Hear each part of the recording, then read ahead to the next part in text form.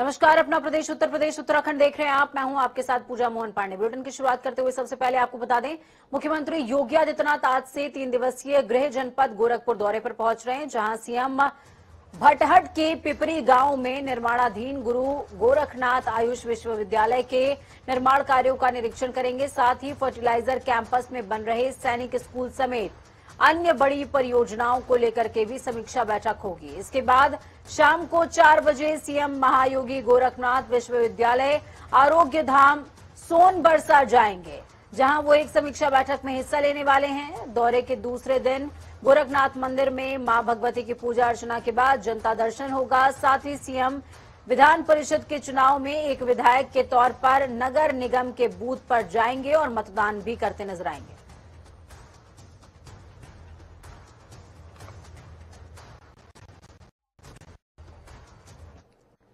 Ground zero का रुख करते हैं। सुभाष गुप्ता लाइव जुड़े हुए हमारे साथ में ग्राउंड जीरो से। सुभाष, क्या कुछ अपडेट है? सीएम योगी आदित्यनाथ 3 दिवसीय दौरे पर पहुंचे हुए हैं और ये दौरा जो है ये मिला जुला है, कुछ जो है कार्यकारी है और कुछ व्यक्तिगत भी है। जी बिल्कुल पूजा, आपको बता दूं कि मुख्यमंत्री योगी आदित्यनाथ 3 बजे पहुंचने वाले थे, लेकिन अभी वो पहुंचे नहीं हैं। अभी भी उनको आने में यहाँ पे कार्यक्रम स्थल में कम से कम 15 से 20 मिनट लगेगा। आपको बता दें कि आयुष विश्वविद्यालय जो प्रदेश का पहला विश्वविद्यालय जो निर्माणाधीन है यहाँ पे, और 2021 अगस्त में महामहिम राष्ट्रपति ने उनका शिलान्यास किया था और मार्च 2023 तक इसको पूर्ण कर देने की जो है लक्ष्य रखा गया था। लेकिन कार्य गति इस समय काफी धीमी चल रही है, जिसको लेकर मुख्यमंत्री काफी गंभीर हैं और आज खुद मौके पर वो पहुंच रहे हैं और वहां पे स्थलीय निरीक्षण करेंगे। निरीक्षण करने के बाद जो है अधिकारियों के साथ उसको लेकर समीक्षा बैठक भी करने वाले हैं। बिल्कुल सुभाष, देखिए कल जो है गोरखनाथ मंदिर में विशेष पूजा अर्चना का भी दिन है, क्योंकि मां भगवती की पूजा अर्चना सीएम योगी आदित्यनाथ जैसा कि हर नवरात्रि पर वो करते हैं, कल भी करेंगे। तो ऐसे में सुरक्षा के कैसे इंतजाम नजर आ रहे हैं? जी बिल्कुल पूजा, देखिए यहाँ पे सुरक्षा बढ़ा दी गई है, चूंकि आतंकवादी घटना की जो बात सामने आई थी, जो गोरखनाथ गेट पर जो है जो पुलिस कर्मियों पे हमला किया गया था, उसके बाद यहाँ पे पूरा जिला प्रशासन अलर्ट मोड पे है और सुरक्षा एजेंसियां लगातार जो है यहाँ पे वॉच कर रही है। और साथ ही बता दें आपको कि पहले यहाँ सुरक्षा कर्मियों की संख्या 900 थी, अब उसको बढ़ाकर 1200 कर दी गई है।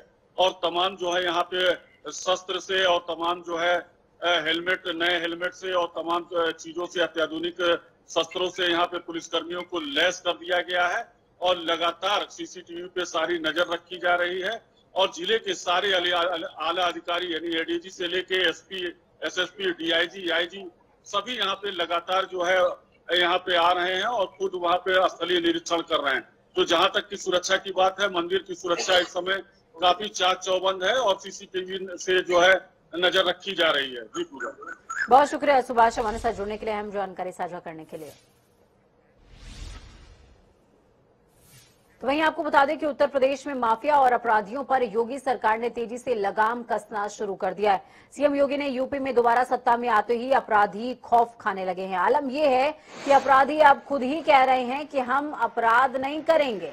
इस बीच सीएम योगी आदित्यनाथ ने सख्त निर्देश जारी कर दिए हैं और साफ कहा कि किसी की झोपड़ी दुकान पर बुलडोजर नहीं चलेगा, सिर्फ पेशेवर माफिया की अवैध संपत्ति पर ही बुलडोजर चलाया जाए। गरीबों, व्यापारी की संपत्ति पर कब्जा करने वालों पर ही कार्रवाई की जाएगी। आपको बता दें कि योगी के इस बयान से ठीक एक दिन पहले ही बरेली की भोजीपुरा सीट से समाजवादी पार्टी के विधायक और पूर्व मंत्री शहजिल इस्लाम के अवैध रूप से निर्मित पेट्रोल पंप पर जिला प्रशासन ने बुलडोजर चलाते हुए उसको ध्वस्त कर दिया था।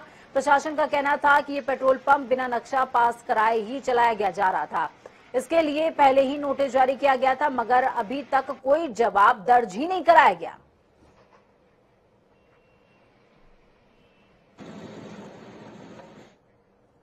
यूपी टेट 2021 का रिजल्ट घोषित कर दिया गया है। प्राइमरी में 38% और अपर प्राइमरी में 28% अभ्यर्थी उत्तीर्ण हुए हैं।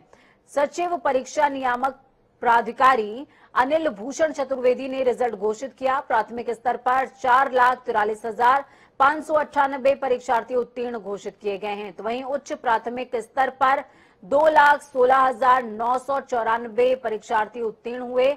आपको बता दें कि प्राथमिक स्तर की परीक्षा में 12,91,628 अभ्यर्थी पंजीकृत थे, जिनमें से 11,47,090 परीक्षार्थियों ने परीक्षा दी थी, जबकि उच्च प्राथमिक स्तर के लिए 8,73,553 अभ्यर्थी पंजीकृत थे, जिनमें से 7,65,921 परीक्षार्थियों ने टीईटी परीक्षा दी थी।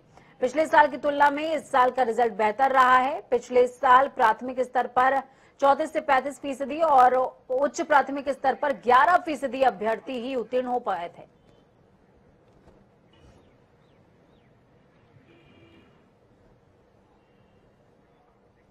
तो इस बीच आपको बड़ी खबर, अहम जानकारी से रूबरू कराएंगे। बड़ी खबर सामने आ रही है बाराबंकी से। बड़ी खबर, सफेदाबाद रेलवे स्टेशन के पास 5 जिंदा बॉम्ब मिले हैं।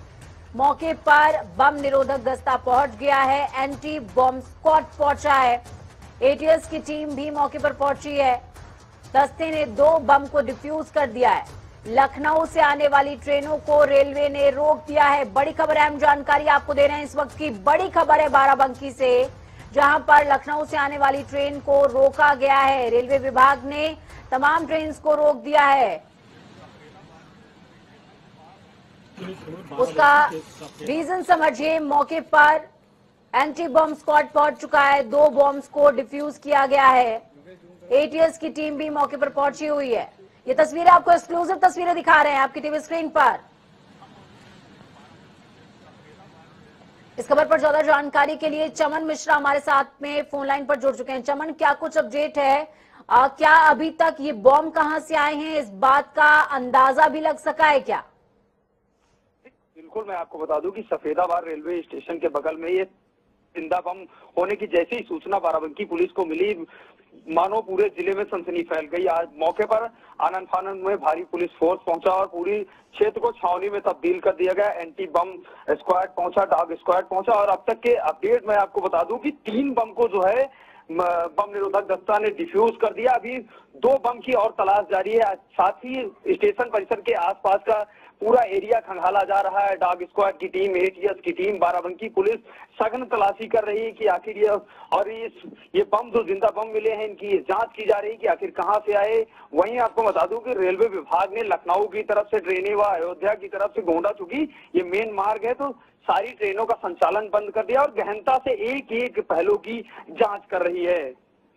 बहुत शुक्रिया चमन, हमारे साथ जुड़ने के लिए, अहम जानकारी साझा करने के लिए। तो बड़ी खबर, अहम जानकारी है सफेदाबाद रेलवे स्टेशन, जहां पर मौके पर बम निरोधक दस्ता पहुंचा हुआ है। 3 बॉम्ब डिफ्यूज किए गए हैं, लेकिन अभी तक ये पता नहीं चल सका है कि आखिरकार ये बॉम्ब कहां से आए। एटीएस की टीम मौके पर पहुंची है और पूरे मामले की जांच कर रही है। देखिए किस तरीके से गोरखनाथ मंदिर में हमला होता है, उसके बाद अयोध्या, काशी और तमाम क्षेत्रों में जो सुरक्षा व्यवस्था है वो चाक चौबंद की जाती है, लेकिन बॉम्ब कहां मिल रहा है? बाराबंकी में। और 1 नहीं, 2 नहीं, बल्कि 5 बॉम्ब मिले हैं।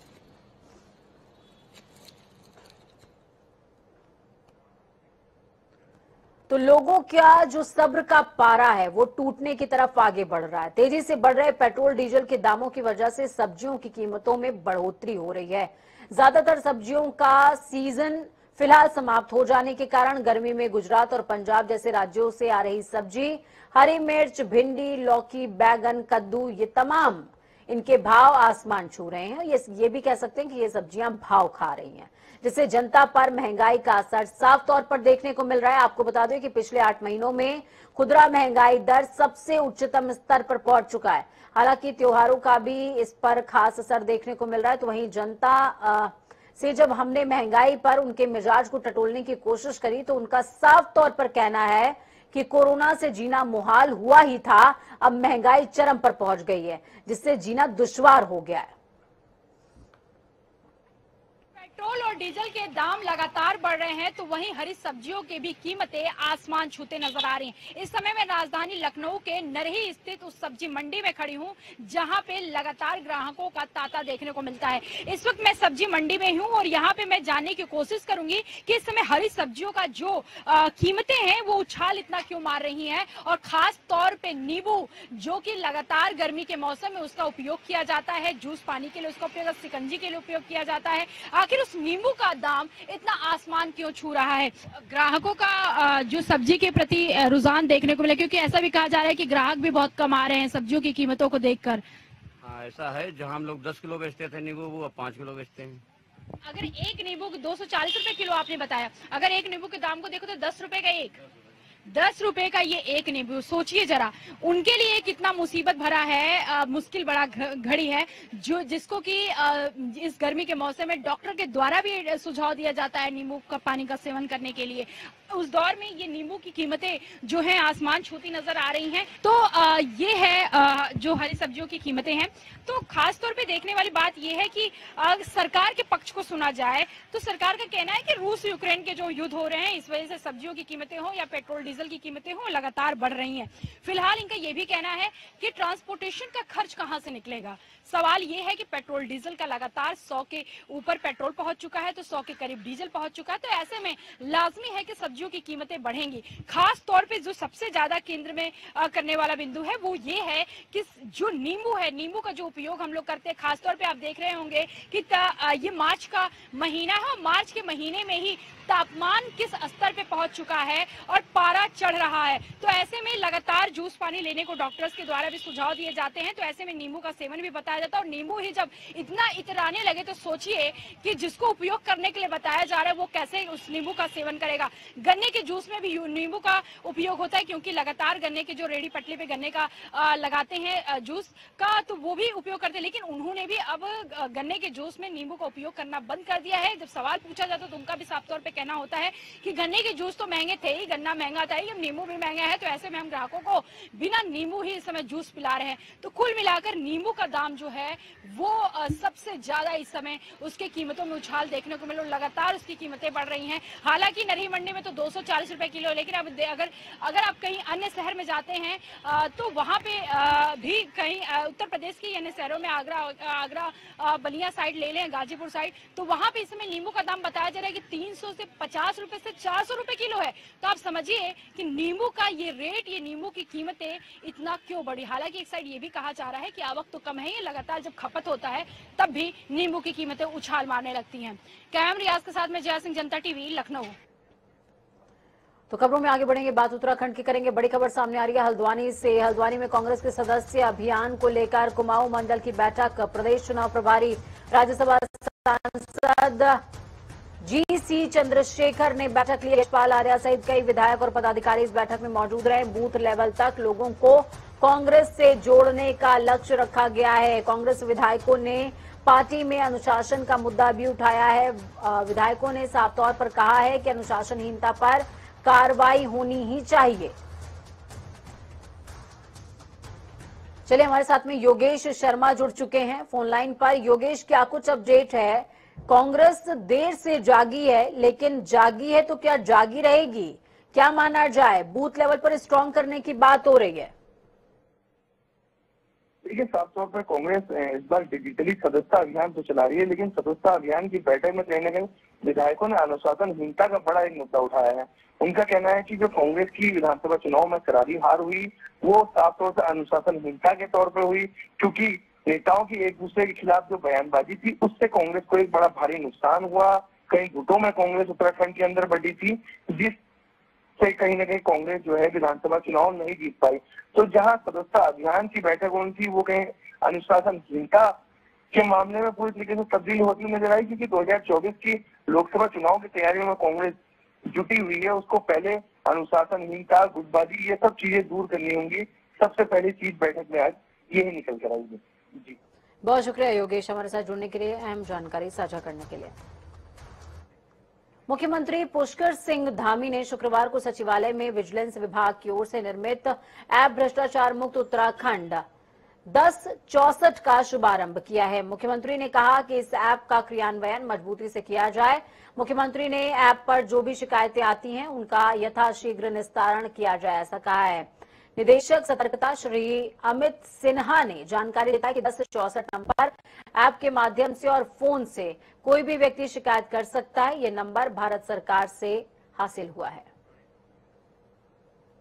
पहले दिन से सजग हैं, इसीलिए हमने कोशिश की है कि छोटे छोटे कार्यालयों में तमाम जगह पर जहां पर भी आम जनता को, सामान्य जनता को इस प्रकार की दिक्कतें होती हैं, उनको इन दिक्कतों का सामना न करना पड़े, अपने काम के लिए किसी के आगे पीछे न भागना पड़े।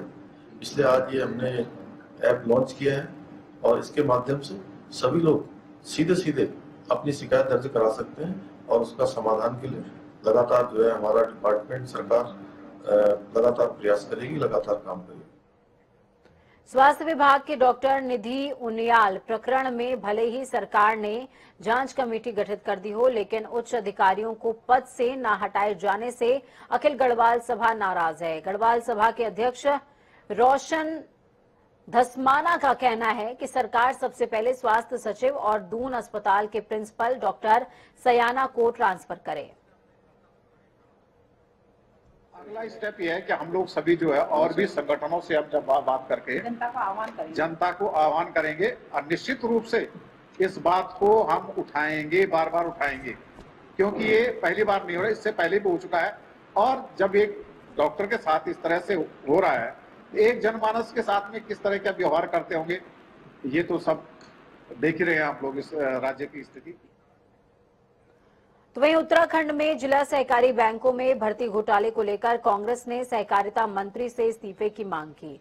पिछले दिनों उत्तराखंड के सभी जिलों में 423 पदों की भर्ती प्रक्रिया शुरू की गई थी, जिसमें देहरादून, पिथौरागढ़ और नैनीताल में भर्ती प्रक्रिया में नियमों की धज्जियां उड़ाई गईं। बाद में काफी हो हल्ला होने के बाद भर्ती प्रक्रिया को रोक दिया गया और नियुक्तियों में गड़बड़ी की जांच की जा रही है। अब इस मामले में कांग्रेस प्रदेश सरकार पर हमलावर है, तो वहीं इस पूरे मामले में बीजेपी ने साफ किया है कि जो भी इस मामले में दोषी होंगे उनके खिलाफ सख्त कार्रवाई होगी। सीधा सीधा है, सहकारी मंत्री कौन था? धन सिंह जी को तत्काल सरकार से बर्खास्त कर देना चाहिए, क्योंकि सहकारी मंत्री थे और जो अपने को जीरो टॉलरेंस की बात करते थे, उनकी जीरो टॉलरेंस आज खुल गई है कि इनके रहते ही भ्रष्टाचार हुआ। अपने अपने लोगों को, अपने कर्मचारियों को, उनके भाई भतीजों को, और ये सीधा सीधा जाता है भारतीय जनता पार्टी की भ्रष्टाचार सरकार थी और उसके सरगना सीधे सीधे धन सिंह रावत थे, जिनको इस सरकार से बर्खास्त करना चाहिए। नहीं, पाक साहब कैसे हो जाएगी? जो मंत्री पिछली सरकार में थे धन सिंह रावत जी, इस बार भी वही मंत्री हैं। और पहली बात कि अगर आप उसमें घोटाले की बात आई है तो आप 3 ही जनपदों की जांच क्यों करवा रहे हो? आपके पूरे जनपदों, पूरे प्रदेश में जो भी जनपद है हमारे, सबकी जांच होनी चाहिए और पारदर्शी तरीके से जांच तभी हो सकती है कि पहले सहकारी मंत्री को उस पद से हटाया जाए, क्योंकि जो पिछली सरकार में भी मंत्री थे और इस सरकार में मंत्री थे और मंत्रालय उन्हीं के पास है, वो कैसे पारदर्शी तरीके से जांच कर सकता है, ये सवाल